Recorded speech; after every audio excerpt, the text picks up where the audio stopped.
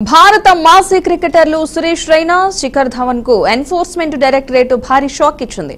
Online betting ప్లాట్ఫామ్లకు సంబంధించిన money laundering కేసులో వారిద్దరికి చెందిన 11.14 కోట్ల విలువైన ఆస్తులను అటాచ్ చేసింది. ఈ మేరకు ఈడీ అధికారులు ఒక ప్రకటన విడుదల చేశారు.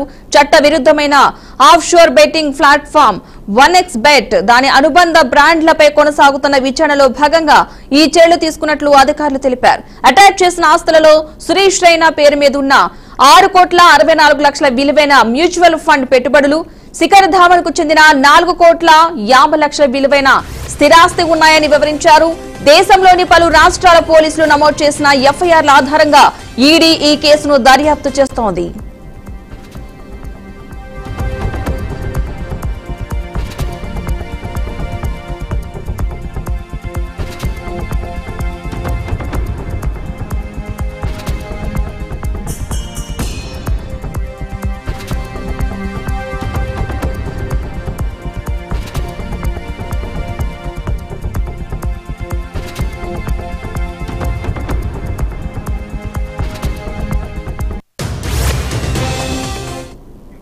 భారత మాజీ క్రికెటర్లు సురేష్ రైనా, శిఖర్ ధవన్ కు ఎన్ఫోర్స్మెంట్ డైరెక్టరేట్ భారీ షాక్ ఇచ్చింది.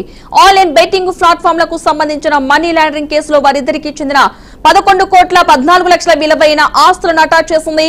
ఈ మేరకు ఈడీ అధికారులు ఒక ప్రకటన విడుదల చేశారు. చట్ట విరుద్ధమైన ఆఫ్ షోర్ బెట్టింగ్ ప్లాట్ఫామ్ దాని అనుబంధ బ్రాండ్లపై కొనసాగుతున్న విచారణలో భాగంగా ఈ చర్యలు తీసుకున్నట్లు అధికారులు తెలిపారు. అటాచ్ చేసిన ఆస్తులలో సురేష్ రైనా పేరు మీద ఉన్న 6,64,00,000 విలువైన మ్యూచువల్ ఫండ్ పెట్టుబడులు, శిఖర్ ధావన్ కు చెందిన 4,50,00,000 విలువైన స్థిరాస్తి ఉన్నాయని వివరించారు.